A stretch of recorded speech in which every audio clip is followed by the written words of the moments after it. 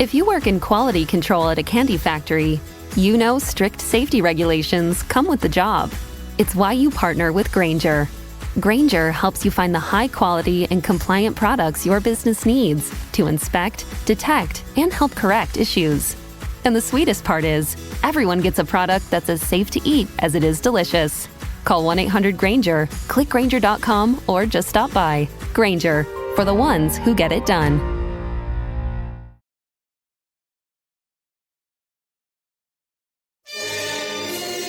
It's the Opperman Report. Join digital forensic investigator and PI Ed Opperman for an in-depth discussion of conspiracy theories, strategy of New World Order resistance, high-profile court cases in the news, and interviews with expert guests and authors on these topics and more. It's the Opperman Report. And now, here is investigator Ed Opperman. All right, welcome to the Opperman Report. I'm your host, Private Investigator Ed Opperman. The show would not be possible if it was not for our sponsors, cart-king.com. If you've ever thought about going into the mobile cart or kiosk business, you call 877-986-7771, cart-king.com. They'll custom design it for you, custom build it for you, and they'll ship it worldwide. Been in business 20 years, serving clients and corporations across the United States. PureSoapFlake.com. You can give them a call at 218-568-2525. You can purchase their product at PureSoapFlake.com, GreenHome.com, Amazon.com, and check out Whole Foods. Go to your Whole Foods and look on the shelf and see if you can find Pure Soap Flake. And if you can't find it, find the manager and make sure they have it in there. What you do is they can bathe your body and wash your clothes with pure soap products that are free of fragrance, GMOs, palm oil, sodium lauryl sulfate, and synthetic additives. PureSoapFlake.com, 218-568-2525, AlmightyGold.com. Gold! You can invest in gold as little as 1/10 of a gram. It's like $6. You don't have to wait for thousands of dollars. You can start putting away $6 a week, $6 every couple of days. Save it in these little carrot bars that come in credit card size packaging there. AlmightyGold.com. You can even go into the gold business with them, become an affiliate, make some money on every gold purchased from your website, your email, your Facebook. AlmightyGold.com. Gold. Let's see what else. Emailrevealer.com. That's me. Adoption investigations, infidelity investigations, email tracing. Back child support, someone owes you money. We can locate their hidden bank accounts, locate their place of employment, and help you collect on that judgment. Emailrevealer.com. Okay, we're joined again by Montgomery Blair Sibley, who was the attorney for Deborah Jeane Palfrey. She was the D.C. Madam. You might recall that case way back, 2008. Mr. Sibley, are you there? Yes, sir. Thank you, Ed, for having me back on your show. No, thank you so much, and thank you for keeping me updated. You send me those email notifications all the time. I love to get those. Remind the audience, who is Montgomery Blair Sibley? Well, I'm an attorney, and I practiced law for a number of years, and in the period of around 2005, 2006, I was primarily focused on forfeiture cases. Those are actions where the government seizes people's property and forfeits the property of the government, whether they charge the person with a crime or not. That's a nice business to be in, right? Well, yeah, the government forfeits over $1 billion a year, and so even our hyper-efficient government is going to make some mistakes. So there's a couple $100 million of mistakes charitably that are being forfeited that probably shouldn't if due process is applied, which it often isn't. And is that how you got involved with Miss Palfrey? It is. I was representing escort services in New York and Florida, and our paths crossed through mutual acquaintances when her property was seized by the U.S. Postal Service in the fall of 2006. U.S. Postal Service. That's interesting. Now, is that common for a prostitution or an escort service to be charged through the U.S. Postal Service? It is curious, and I'll just give you the quick background. The way the service operates is Jeane Palfrey, the D.C. Madam, later known, was living in California, but operating the service through her telephone to escorts in the Washington, D.C. area. The way the escorts paid Miss Palfrey was by getting U.S. postal money orders and sending them to a P.O. box in California. Most people don't realize that every time you buy a postal money order, your photograph is taken. And the U.S. Postal Service Inspector General keeps track of a statistically high number of postal money orders going to one P.O. box. So eventually a red flag went up out of Baltimore that, hey, why is this person getting all these money orders for $250 or whatever it was each time an escort would send her some money? So the Postal Service started going through the photographs, identifying cars, license plates, following the women, and all of a sudden realized they had a huge escort service going on under their noses, and that's what triggered the investigation. Now, could she have avoided that problem if she had used FedEx and UPS? If you want the honest answer, it's no, because the same analysis is going on by other government agencies of those massive shippers as well. Gotcha. Okay, so then, now the last time we talked, you had filed some new kind of court filings, and in it, you had included some phone records. Well, yeah, when the primary season hit back in January of 2016, I had a dilemma, Ed, because there was at least one presidential candidate and a handful of congressional candidates whose names appeared in the D.C. Madam's records. Now, just to go back a couple years, when the litigation ended based upon her actually dying in curious circumstances in April of 2008, I was slapped with a court order that said I cannot release the information I received during my representations of Ms. Palfrey. And what most people don't realize is while I did get a lot of records, of telephone records, and identified who the individuals were, I also subpoenaed 83 other escort agencies operating in the District of Columbia. And the 83 escort agencies were actually owned by 5 parent companies, if you trace back through the corporate nonsense. And each escort agency catered to a different taste, whether it's big-breasted women or pregnant women or whatever kink you can imagine. There was an escort agency for that. So I also received subpoena returns from those telephone records as well. So not only did I have close to 1,000 D.C. Madam records of individuals who were making calls and booking appointments with the escorts, but 40 other escort agency telephone numbers as well. So I was quickly slapped with this order that says, don't ever tell anybody about this or you'll be in contempt of court. And when the primary season rolled around in January of 2016, I went to court and I said, hey, I think I have information that the public should know about, and you ought to let me release this information publicly, or at least let me be heard as to whether it should be released publicly. The end result then was they would not allow the clerk to file the pleading. It was called a motion to dissolve a permanent injunction. They wouldn't allow me to even file a request to reconsider the order, and therefore I'm under what I consider a lifetime ban from ever being able to release this information, or even being able to petition the court to reconsider its order banning me from releasing this information. So that's where we were in 2016 when you and I last had a chance to chat about all this. But you were able to include some of these phone records in your motion, right? What I included was the name of the companies, but not the individuals, which I thought was a little bit close to the edge, but it was kind of a gray area because the order itself doesn't let me release the records. So I didn't technically release the records. I just said, look at these companies that are involved. They're some of the biggest players in D.C. politics, and I just think maybe the public would like to know about this. So that's how it came to pass that I sit today and was reaching out to you earlier because one of the people we actually identified back in 2007 hit the news recently for setting up a bunch of faulty information about a present presidential candidate as well. And so this just sort of reinforces that there's a treasure trove of information that people should know about because there are public actors, political and lobbyists and the like, who were using escort services, for better or for worse. It is an imputation of someone's character, I believe, if not opening them up further down the spectrum to even blackmail going down the road. Yeah, and there was a lot of bizarre stuff in those phone records, too, because I got a chance to look through them. Like even the Vatican, right? And Catholic churches and stuff like that. What's going on there?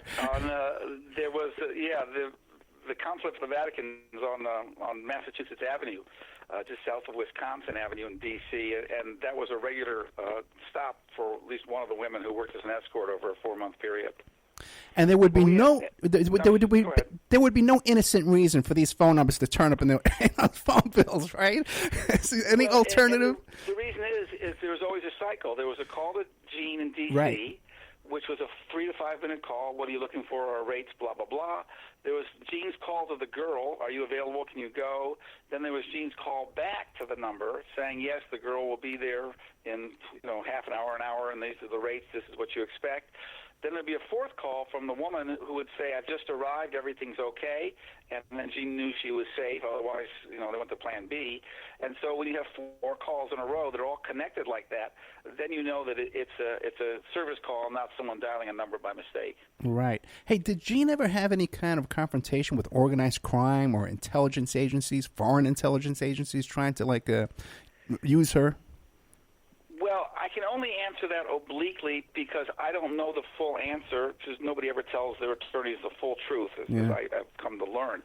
But certainly the reason she was in D.C. is because D.C. itself is an organized crime-free zone, which is why she didn't set up in New York or any other city, because there's just too many police agencies in D.C. for organized crime to get any kind of foothold down there.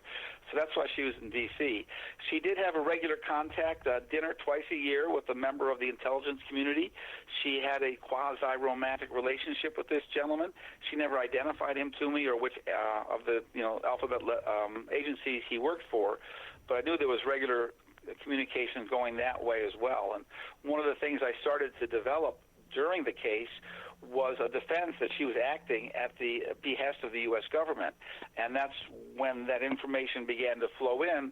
We had the what we always called the Thanksgiving Massacre, where our very friendly Judge Kessler was replaced by a very unfriendly Judge Robertson, and Judge Robertson immediately quashed all my subpoenas to the FBI and CIA and NSA and all the rest of them, and eventually got me removed from the case so that I couldn't pursue that line of inquiry. Now, you mentioned that there was a presidential candidate that you felt was involved. There was some kind of connection. Did you ever name who that candidate was? No, I couldn't without being contempt of court, and I do like walking around a free man a lot more than not. So I'm very respectful of court orders, even though I now feel that the fact that I can't even go back in and request them to be modified is a little beyond the pale. Yeah. And you mentioned, too, that, a lot of people contact me after you come on the show, and they say, hey, Ed, I've seen these records. Is it possible for other people to have copies of these records? They tell me they have them? Well, here's the problem, Ed. When the government invaded Jeane's house in October of 2006, they ran around seizing everything. Smart as they were, like Keystone cops, they ignored 2 cookie jars full of gold Cougarans, about $100,000. And in the basement of her house, she had these banker's boxes, cardboard boxes, that said phone records since 1994 to 1995, all the way to 2006, and they left those. When I came to represent Jeane, I immediately had her send me all those phone records, and a portion of them I released immediately to ABC News and Brian Russell. They did their story and obviously dropped the ball from our point of view. A portion we sent on to some kids at Brandeis University in Boston who put them online, but a large portion I never released, and another set of portion, which was the other escort agencies in town, no one's ever seen those except me, because I was the only one who got the return on those. So they're records that no one's ever seen, names that no one's ever seen, about 7,000 or 8,000 names, address, phone numbers, social security numbers of people whose phones were being used to call the escort service of Jeane's and the other 40 escort services in town. And how many people are involved and how many clients do you have in the numbers? What do you think? Well, we know Jeane had about 10,000 over that 12-year period. The period of time I got from the other escort agencies was significantly less, about a 3.5-year period, because they change their names and drop out all the time as they roll their corporate shells about. Right. So that was a lot less, probably between 3,000 and 4,000 got identified. And even still, it's such a large number, 14,000 people who can't get a date without paying for it. Is that really going on out there? That's one way of putting it. People's sexual lives are their own. Yeah. It's between consenting adults. I don't give a darn. But the trouble is, if you're a public official and you're out there saying one thing and behaving the polar opposite, I think the public has a right to know. And also, there's this issue of blackmail going on, and I want to know that if my congressman has been involved with an escort and now he's voting one way, that isn't the result of someone putting pressure on him not to expose his philandering, if you will. Yeah, and if you have a lot of experience representing escort services, you would know that there's a lot of blackmail that goes on around this too as well.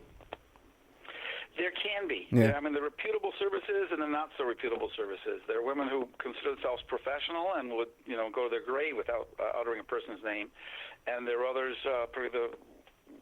certain women who will do just the opposite. I guess I would leave it there. Yeah. Now, and you mentioned the curious circumstances of the death of Miss Palfrey. Can you describe that?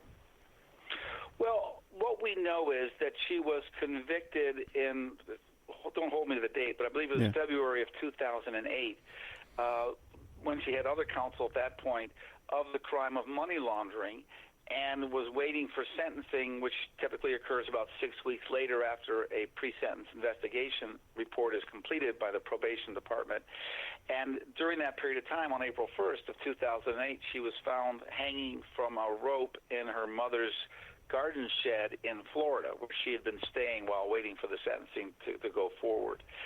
The curiosities were many, and I don't know if, Ed, you really want to go back into all that. It's kind of water under the bridge, but we were all very shocked that she would take her own life at that point in time, because we had very strong, and I was back on our team for the appeal, very strong appellate issues to raise, and a good chance that she would have stayed out of jail pending that appeal, which usually takes about 18 months. So it was peculiar. It was very peculiar, and particularly to do it in her mother's shed was something else entirely. I mean, it's hard to imagine people committing suicide. I don't know what's going on in their brain, but to do it so your mother finds you, I think, would be something beyond the pale.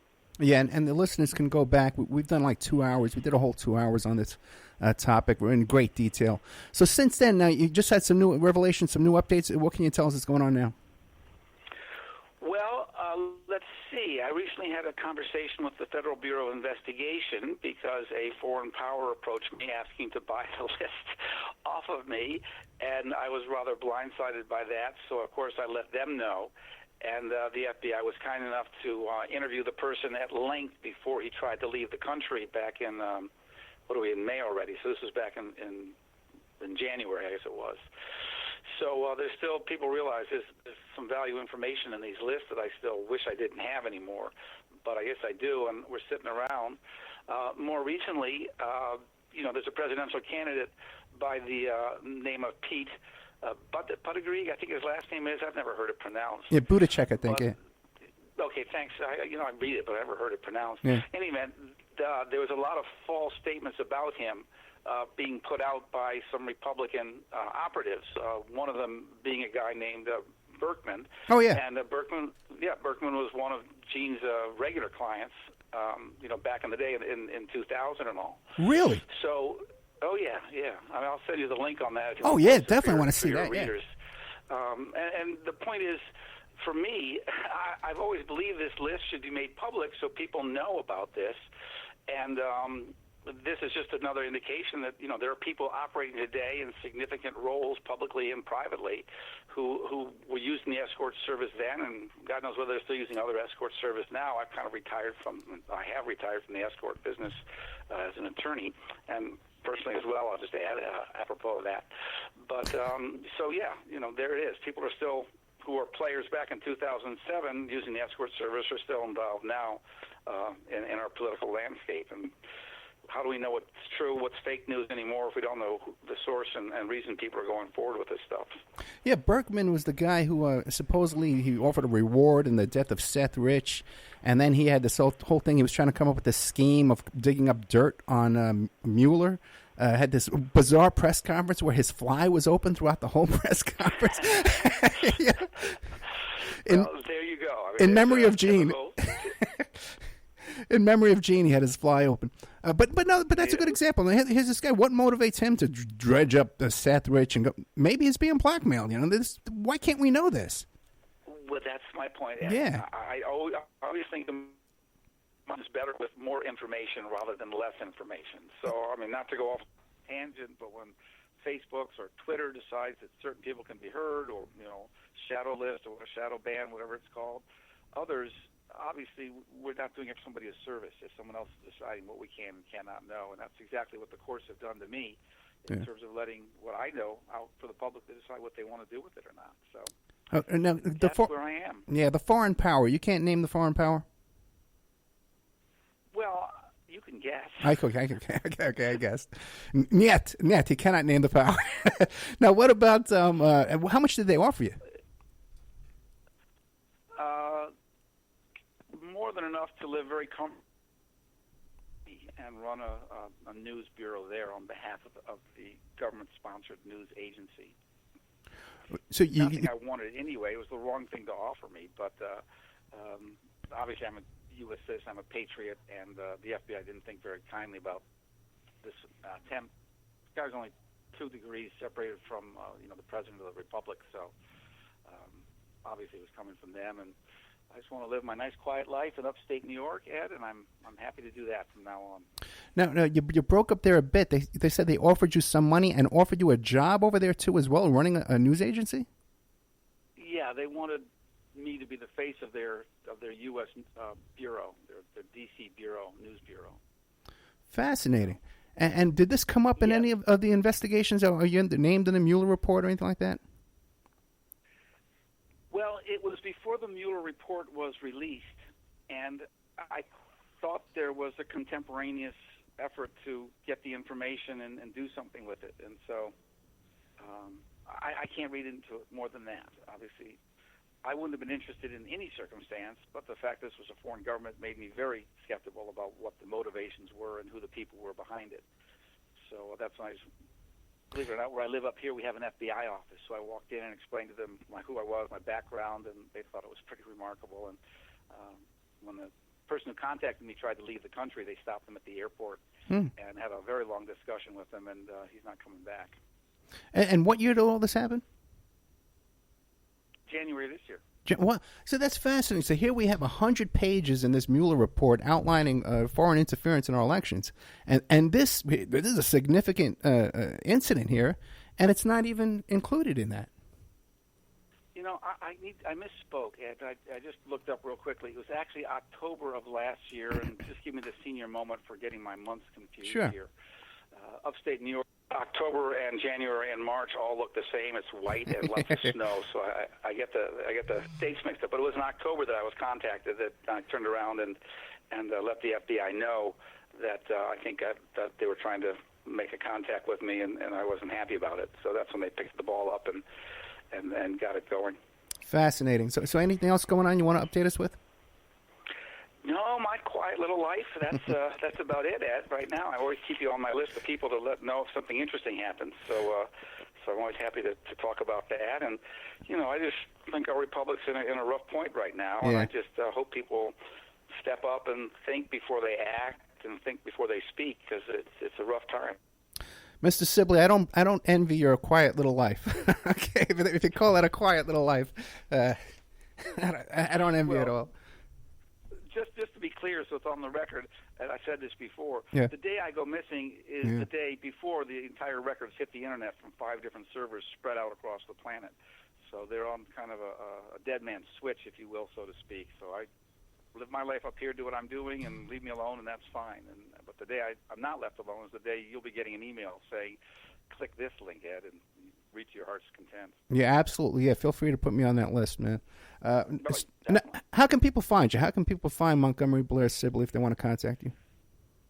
Oh, they don't want to contact me, but on the Internet, my email address comes up real quick, Montgomery Blair Sibley. You'll find me no time at all. Mr. Sibley, thank you so much. If anything comes up, please keep us informed, okay? You know I will, Ed, and I really appreciate the work you do. There aren't enough people who get up every day and beat the drum for what needs to be said, and you're one of them, and I appreciate that to no end. I appreciate your words. Thank you very much. All right. Have a good evening. Good night. Okay, they got Montgomery Blair Sibley. He was the attorney for the D.C. Madam, what was her name again? Deborah Jeane Palfrey. And like I said, we had a previous, show with Mr. Sibley. Went on for hours and hours and hours, going into every little detail about the death and the case. Fascinating stuff, man. The guy does some fascinating legal work there. Nice guy, too. And he does keep me updated on he's always sending me little updates in the emails and stuff like that. I love to hear from him. And I keep hearing from people, too. I'm sure I'll hear from people after this saying, hey, Ed, you want the whole list? I'll say, the whole list. We got it. So it seems to be out there. And I went through some of these phone numbers that were in his motion last time. And a very aggressive move to insert something like that as an exhibit in a motion when there's a seal on it. very aggressive lawyering. It's nice to know lawyers like that have some testosterone in their testicles. Speaking of Palfrey and the D.C. Madam.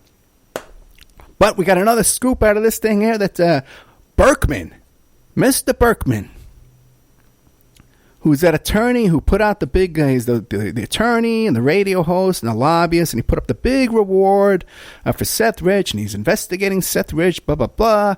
And he's got this kid, Wall, who got bounced from the SEC. He's not allowed to trade any stocks, can't even open an E-Trade account, okay, because of his bizarre behavior. And the two of them concocted this plan where they were going to dig up some dirt on Mueller, claim they had a witness. I got the press conferences in the members section, guys. Okay. By the way, I'm going to put these phone numbers in the members section too, because I'm sure I can find them. We're going to put this in the members section too today. I got a whole bunch of stuff going up in the members section too. I got a whole big giant Epstein document dump that's going to make even the most rabid researcher drool. Okay, it's a one-stop shop of content on Jeffrey Epstein that you're going to love. We're going to have these Montgomery Blair Sibley phone records are going to be in there. But this guy Berkman, man, keep an eye on this guy. I'm telling you, there was nothing on Seth Rich, man. It's been proven now. These guys knew there was nothing. Okay, they knew this for at least a couple of years, man. Back when I was working at that Sean Lucas thing with the DNC lawsuit by the Jared Beck and Elizabeth Beck. That's when I started looking into all this.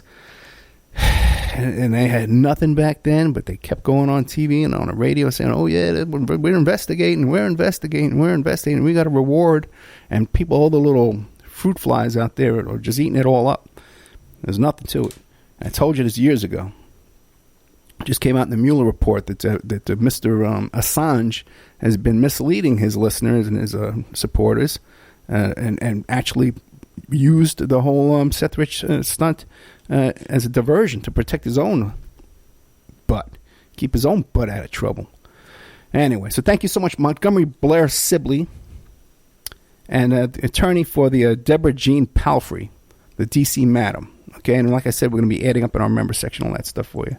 I'll be right back after these messages.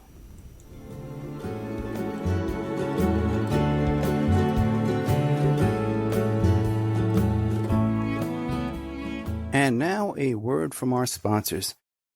AlmightyGold.com. Get your gold in affordable quantities. 1 gram, 2.5 grams, 5 grams, no minimum purchase required. Why save in paper when you can save in gold? AlmightyGold.com understands it's difficult to afford gold in large quantities. No one can afford an ounce of gold. This is why Almighty Gold has introduced to you Carat Bars, a most reliable company where you can buy gold in minor quantities from as little as 1/10 of a gram. That's like $6. Each gold bar is inset into the Carat Bar frame, which is a standard credit card size, and it's covered by a safety laminate. It's imprinted with a unique DNA for counterfeit protection and provided with a blacklight authenticity signature on the front. Gold, AlmightyGold.com. They have a cryptocurrency backed in gold, and you can become an affiliate at AlmightyGold.com and make a commission from any gold that is purchased from your affiliate link. It's contact us at AlmightyGold.com. That's their email address. Contact us at AlmightyGold.com. Gold! Have you ever thought about opening your own mobile cart or kiosk business? Maybe add new point-of-sale locations across the country quickly, or bring in revenue by adding coffee, food, or retail services to your office building, warehouse, or lobby? CartKing.com is the answer to your needs. CartKing.com is a North American designer and manufacturer of the finest mobile retail, coffee, food carts, and kiosks that money can buy. For 20 years, CartKing.com has been working with clients across America to provide indoor and outdoor carts and kiosks for any application. That's www.cart-king.com. Give them a call at 877-986-7771. Tell them Ed Opperman sent you.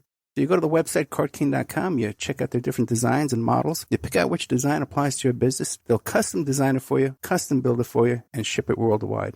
CartKing.com. PureSoapFlakes.com. 218-568-2525. Have you ever heard of Castile Soap? Pure Soap Flake Company handcrafts fine soap bars, laundry powder, and concentrated soap flakes using organic vegetable oils from their northern Minnesota facility. Bathe your body and wash your clothes with pure soap products that are free of fragrance, GMOs, palm oil, sodium lauryl sulfate, and synthetic additives. Keep it clean, folks. Pure Soap Flake Company products are kind to living creatures and sensitive skin, safe for drains and waterways, and work great in high-efficiency washers and top and front-loading machines. Order today at puresoapflakes.com, greenhome.com, amazon.com, or give them a call, 218-568-2525, 218-568-2525. Pure Soap Flake Company is a proud member of the Handcrafted Soap and Cosmetic Guild. It's the Opperman Report. And now, here is investigator Ed Opperman.